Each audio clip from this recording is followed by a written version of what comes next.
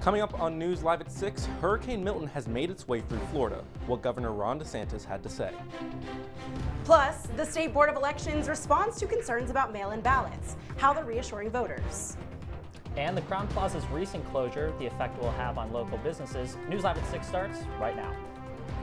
This is CitrusTV News Live at 6, your campus news leader.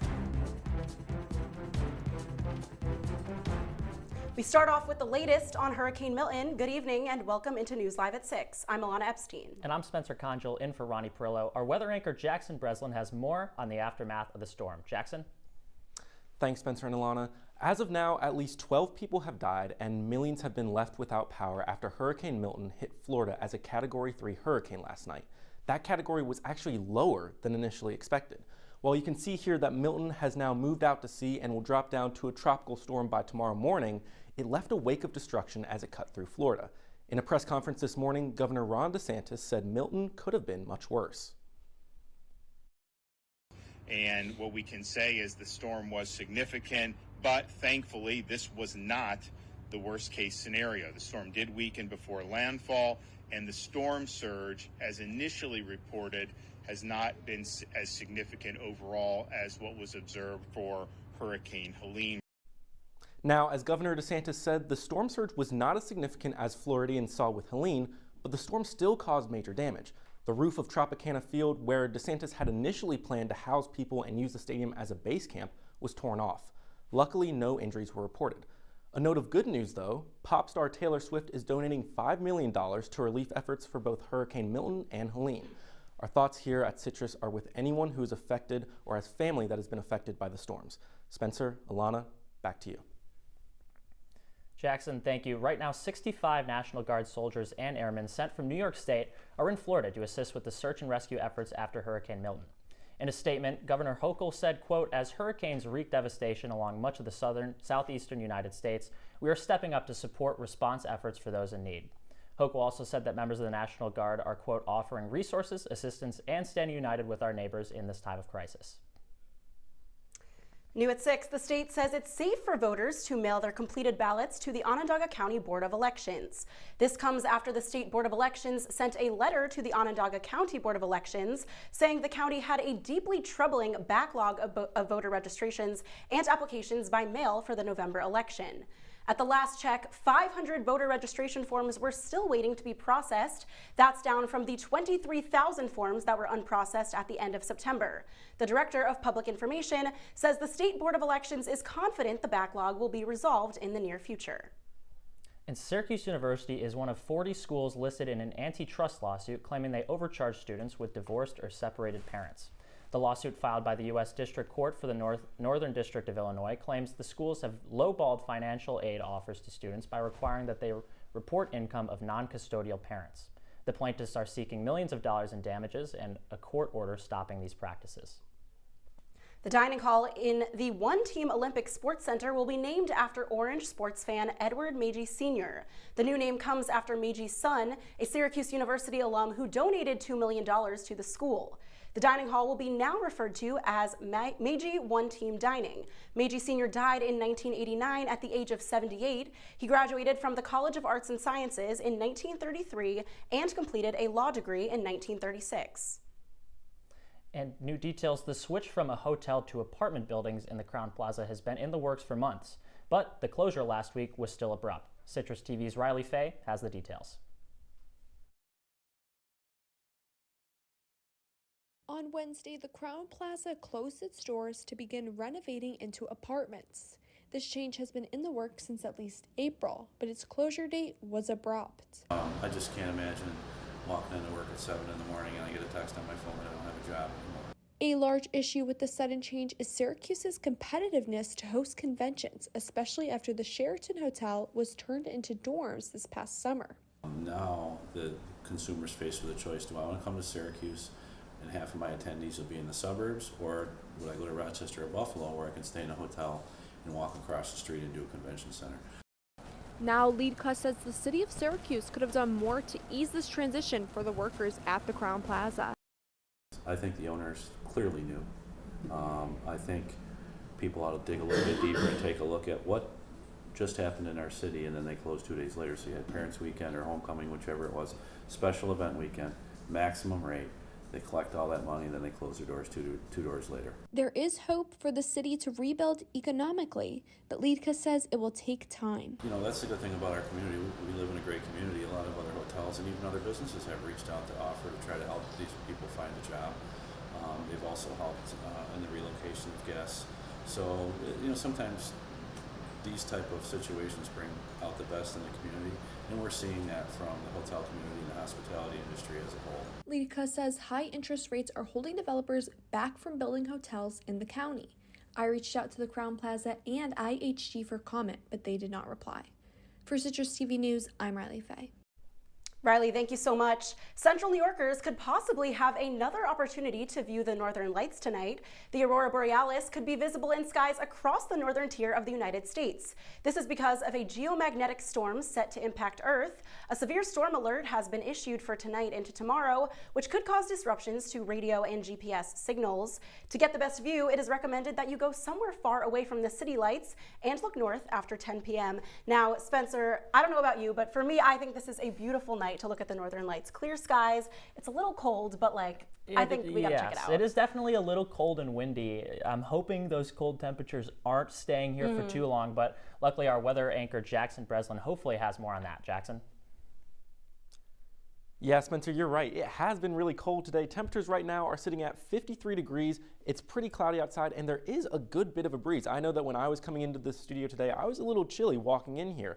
Now, taking a look at the temperatures around the region, well, it's going to be pretty uniform across the area, but overall, it's about the same just about everywhere. In the east, there's actually a frost warning for some places, and it will be pretty cold tonight. Taking a look right now, temperatures are at 47 degrees. It will be pretty cloudy, and it's going to be a really chilly night. So if you're going out, make sure that you wear a heavy jacket so that as the night goes on, it doesn't get too cold. That's all I have for now. Ronnie and Ilana, I'll send it back to you.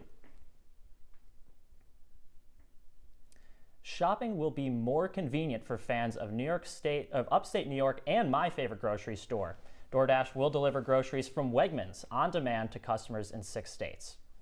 Locations in upstate New York, Maryland, Virginia, North Carolina, New Jersey, and Delaware can enjoy the delivery service in the coming days. The announcement marks an expansion of Wegmans' partnership with DoorDash, which delivers subs, pizza, desserts, and more as a part of Wegmans Meals to Go. Fans at the Syracuse Crunch game this weekend will see the players wearing new neckwear. This new rule is now in place after the death of Adam Johnson last year, whose neck was cut by a skate blade in a collision. Under the AHL's mandate, players can choose to wear 1 out of 3 different neck guards. Hockey safety has been a point of emphasis recently. USA Hockey issued a mandate in January saying that all players under 18 have to wear neck guards. That went into effect on August 1st. A high school in downtown Syracuse is getting its own stadium for the first time in the school's history. The Syracuse Institute of Technology, a STEAM school in the city's school district, hasn't had a home field since it opened in 2007. The district's Board of Education approved $14 million to build the new stadium as part of the city's redevelopment project in the 15th Ward. The stadium is expected to be complete in time for the 2025-2026 season, with construction starting this spring. With Halloween approaching fast, local libraries in Onondaga County are helping out. Our Chloe Breeze tells us how you can pick up or donate a costume. White Branch Library will be celebrating their costume closet giveaway this Monday from 2 to 4 p.m. Families can stop by any time to choose from hundreds of costumes, all for free. I spoke with Tom Walters, who told me a little bit more about the project. And the idea was to help out people that, maybe got caught late and didn't have a chance to go get their child a costume, or money's a little tight. All these costumes are free. So it's a great opportunity to just help out the community. This is the first year White Branch will be hosting the Costume Closet giveaway. Free refreshments will be provided while families are able to look through the costumes. There's stuff for all ages. There's stuff for little ones. They have unicorns and Ninja Turtles and Care Bears. So there's a wide variety. Whatever somebody had last year and decided they're getting rid of it, we've got it now. And it's not just costumes. You can grab makeup, masks, and other accessories that will go with your Halloween costumes. Betts Branch Library will also be hosting a costume closet giveaway on October 26th from 1 to 4 p.m. Any costumes left will be available during normal library hours to stop by and look at the costumes, all to help the community on a Halloween night. For the first year to have 4 bags of costumes like we do right now is a real testament to the number of people that have seen our need for this and the people that are willing to come here and drop costumes off and help out. In the month of November, donations can be made back to the library by donating gently used Halloween costumes that will be washed and put away for the following year's giveaway here at the library. Reporting for Citrus TV, I'm Chloe Breeze. Chloe, thank you. A group of nurse practitioners are suing New York State over alleged gender inequality. The group claims that their employers make them do physicians' work for unfair pay. They're saying this additional work is due to the fact that at least 80% of nurse practitioners employed by the state are women. The complaint is also about classifications for the position in the state. Nurse practitioners cannot move up internally due to their title. According to an attorney representing the nurses, this comes after a decades-long battle for fair pay. Concern is being raised in Cayuga County as toxins from harmful algae blooms have been found in Owasco Lake. The cities of Auburn and Owasco have detected microcystins in their finished drinking water. However, the water is still considered to be safe.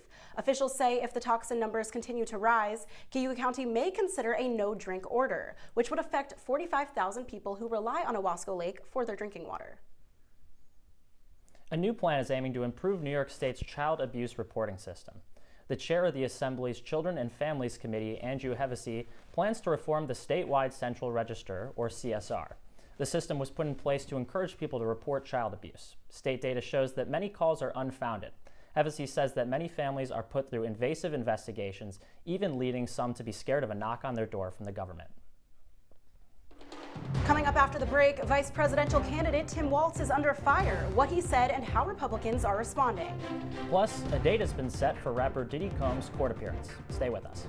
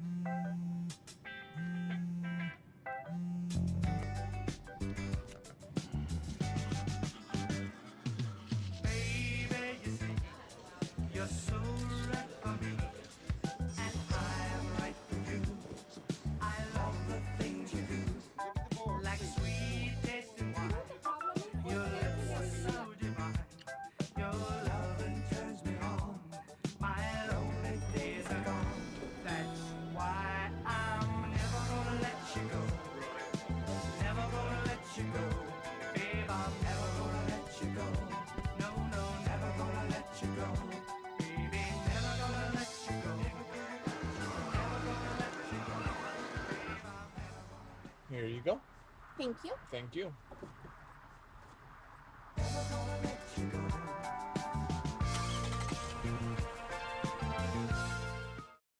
You're watching Citrus TV News live at 6 with Ronnie Perillo, Ilana Epstein, and Jackson Breslin. Now, your campus news leader continues. Welcome back to News Live at 6. Vice presidential candidate Tim Walz is under fire after a comment he made at a campaign fundraiser. The Minnesota native stated his views on the Electoral College, saying, quote, "I think all of us know the Electoral College needs to go, but that's not the world we live in." Republicans were quick to respond to the comments. Trump campaign press secretary Caroline Leavitt posted on X questioning if this was Walz, quote, laying the groundwork to claim President Trump's victory is illegitimate. The Harris-Walz campaign put out a statement in response stating that getting rid of the Electoral College is not a position that the campaign holds. Human rights activist Ethel Kennedy has died. The former widow of U.S. Attorney General Robert F. Kennedy was in the hospital after suffering a stroke last week. She leaves behind 9 children, 34 grandchildren, and 24 great-grandchildren. Just hours ago, former Massachusetts Congressman Joe Kennedy III announced the passing of his grandmother on X. He said it, quote, "It is with our hearts full of love that we announce the passing of our amazing grandmother, Ethel Kennedy." He also said, quote, "Please keep her in your hearts and prayers." A trial date is set for Sean Diddy Combs. He will face his charges in court on May 5th. The rapper pled not guilty to the charges last month. Those charges include racketeering, conspiracy, and sex trafficking. Combs is accused of coercing and abusing women for years. At the hearing earlier today, Assistant U.S. Attorney Emily Johnson said 96 electronic devices were seized in raids. Those happened in multiple occasions in March. Another 4 devices were taken during Combs' arrest last month. Another date was set in December, but Combs' lawyers may decide it is not necessary. Honda is recalling almost 2 million vehicles due to a manufacturing issue. The safety recall order says the issue is regarding the assembly of the steering gearbox, which could cause excessive internal friction, making steering difficult and potentially leading to crashes. Covered in the recall are 2022 to 2025 models, including certain Honda Civics, CR-Vs, and HR-Vs, as well as Acura Integras. Notification letters are expected to be mailed to those affected on November 18th. Owners will be able to go to dealers for the necessary fixes at no cost. U.S. inflation is the lowest it's been in 3 years. The Labor Department reported last month's consumer prices rose just 2.4% from a year ago. This marks the smallest annual rise since February of 2021. But core prices, which exclude food and energy costs, are up 3.3% from last year. This is due to rising costs for medical care, clothing, auto insurance, and airline prices. Economists follow the core consumer price index as a hint of future inflation. At least 11 people have been killed and almost 50 wounded after Israeli airstrikes on Beirut just hours ago. The first strike hit an apartment building, while the second targeted another building that went down in flames. It all comes as tensions in the region continue to rise. Earlier today, Israel took responsibility for striking a school inside the Gaza Strip, which killed at least 27. Israel has been ramping up strikes in Beirut over the last couple of weeks. Coming up on News Live at 6, I'll have your full 5-day forecast and some ways to de-stress during midterms. Stay with us. 1 in 3 adults has pre-diabetes. That means it could be you, your favorite brother, your other brother, you, your football buddy, your football buddy, you, your plumber. Breathe right into your foot. Your plumber's masseuse. Yes. You, your dog walker, your cat jogger. With early diagnosis, prediabetes can be reversed. Take the risk test at doihaveprediabetes.org.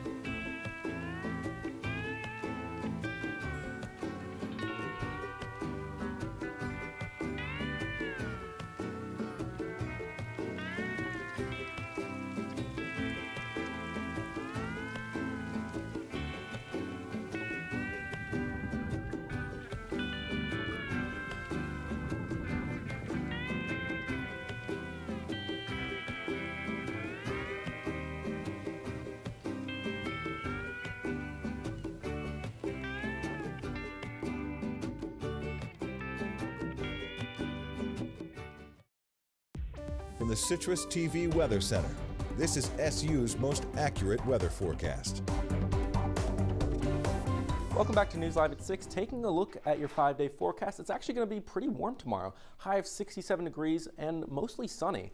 But then as we go into the weekend, temperatures are going to cool down a little bit. On Saturday, the high is 61 with a low of 44. And on Sunday, we're starting to see some rain that will continue as we head into the week. Now, on Monday, temperatures are really going to drop down to 48 degrees with a low of 38 and showers throughout the day. And that will continue through Tuesday, where temperatures are going to go up to 49 and down to 40 when people are coming back from fall break. They're going to get a nice CNY welcome with rain and cold temperatures. Now, I know that we are in the midst of midterm season, and if you are kind of feeling like this guy right now, not in the best mood, well, I don't blame you. But here are some ways that you can de-stress during midterm season. And first, I got to start off with pet therapy. I miss my dogs so much, and so being able to go to Barnes and seeing some furry friends and being able to pet them always takes your mind off of the stress of midterms, and you're able to just calm down for a little bit and just pet some dogs. And next, while you're at Barnes, well, you might as well get a nice workout in. Exercising gets the blood pumping, gets the blood flowing. You're able to feel good after a workout, and that way you can come back, study with a renewed energy. And finally, and most importantly, you need to take a break every once in a while. Midterms and college in general are so stressful, so it's important to just take a break, do something that you enjoy doing, and then you can come back and study, and you'll be able to crush these midterms. That's all I have for now. Spencer and Ilana, I'll send it back to you. Jackson, thanks so much. I know I've really been struggling this week. I've been so stressed with midterms, so this is definitely going to help me, right? Yeah, I mean, clearly me too. And so I'm really looking forward to this break. Maybe I'll have to check out some pet therapy. Absolutely. That photo of you was great. But the Social Security Administration announced today that recipients will see a 2.5% increase in their monthly checks for 2025. The cost of living adjustment equates to an average of $50 per month. However, some are saying it's not enough, as data shows it's the smallest adjustment since 2021.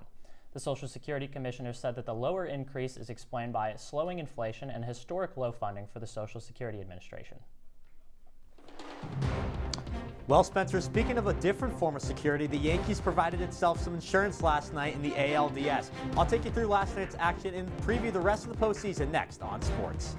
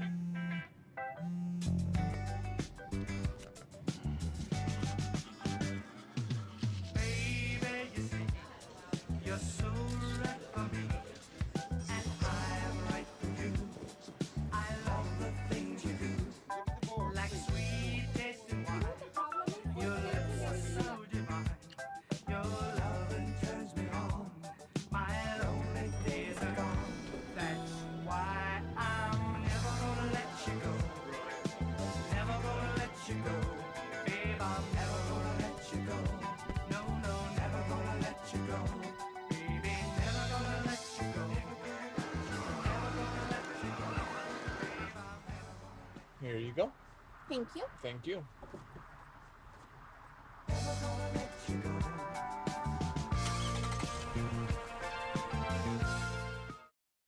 And now, your CitrusTV Sports Report. The situation for the Yankees is simple tonight. Win, and they're in to the ALCS. Welcome into sports. I'm Sam Corcoran. After splitting the first two games in the Bronx, the Yanks and Royals are headed to KC last night for Game 3, the first time the two have met in Kansas City for postseason play since 1980. So Let's head to Kauffman Stadium. A pitcher's duel throughout the game, but the offense for New York got started in the 4th inning. Giancarlo Stanton launches one to right center field, just short of the wall, but that's enough to get Juan Soto to round third and score. Yanks up 1-0 early. They then boost the lead to 2-0 in that same inning. But in the bottom of the 5th, Michael Massey up at the plate for Kansas City, looking to bounce back. Lines one into right center. Soto dives, cannot get it, gets past him. Adam Frazier rounds third to score. He's hyped up about it as Massey gets to third base. RBI triple to tie the game up at 2, a whole new ball game. But the Yankees have time to respond. And in the 8th inning, Stanton, again at the plate, launches one. As John Sterling would say, it is high, it is far, it is gone. A Stantonian blast to give the Yanks a 1-run lead. Luke Weaver into the game to close it out. He gets Tommy Pham to ground one to Anthony Volpe, and that is that. New York takes game 3, 3-2, a 2-1 series lead. Now, as for game 4, that's tonight. The Yanks' chance to punch its ticket to the ALCS comes just about 2 hours from now, and who better to take the bump for New York tonight than Garrett Cole? Despite a rocky start in Game 1, the Yanks ace has held the Royals lineup to a .236 batting average all time entering Game 4.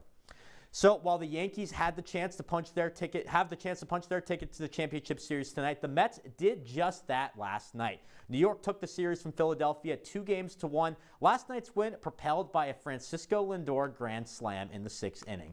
It's the Mets' first NLCS appearance since 2015. Now, who will they play? Well, if you take a look behind me, the current postseason bracket, as we can see, the Mets are through, and they'll play the winner of the Padres and Dodgers. Now, as for the American League, Detroit and Cleveland going on right now. The Tigers have the 2-1 series lead, a 2-1 series lead for New York as well in Kansas City. So a lot of Game 4s today, like I said. Now let's head back here to Central New York. Syracuse football packs its bags this weekend to battle NC State in Raleigh. And one other thing the Orange won't want to pack, however, their recent special teams performance. 2 botched punts last week, a missed field goal the week before. They couldn't recover an onside kick against Georgia Tech, so it doesn't sound too special to me. But head coach Fran Brown says he's locked in on setting his unit straight. Accountability is on me. Like, I'm the head football coach, so that starts with me. No one really cares of what it was or who did what. We'll show the players a little bit more of that today, but all of that is on myself, and I have to make sure that our special teams are better. Now, that's an 8 o'clock kick in Raleigh. Should be a fun night, Spencer and Ilana. Absolutely. I mean, I know the campus is on such a high right now with the win against UNLV last week, so another away game tomorrow. Who's going to win? I think Syracuse is probably going to win this game. NC State's had a bad year. Syracuse on a high. I was at that UNLV game. It is an electric environment for Syracuse. Their fans are so passionate. The team is all in. I think this is going to be another fun one, Ilana. Absolutely. Well, coming up after the break, we'll have one last look at your wake-up weather. You quit smoking and thought, that's that. But here's the thing about lung cancer. By the time you see the symptoms, it could be too late. But now, there's a new scan that can detect lung cancer early, when it's more curable. If you smoked, get scanned. Talk to your doctor or learn more at savedbythescan.org. Last week, Brandon met a girl on a dating app. One day after work, he finally found the courage to ask her out. No answer. He started to panic. Was he being too pushy? Maybe it was too... Hey, sorry I didn't respond. I was driving. I would love to go on a date. How does tonight sound? Brandon tried to play it cool, but inside he knew. A girl so smart, so responsible. She must be a keeper. Fancy pants peanut butter? A big screen television? You haven't even bought a sofa yet. A motorcycle? When your father finds out, he's gonna flip his shoes with 2 buckles? What do you even need 2 buckles for? Mr. Big Shot, buying whiskey shots for everybody in the bar. From the looks of it, I'd say nobody even remembers. Feed the pig.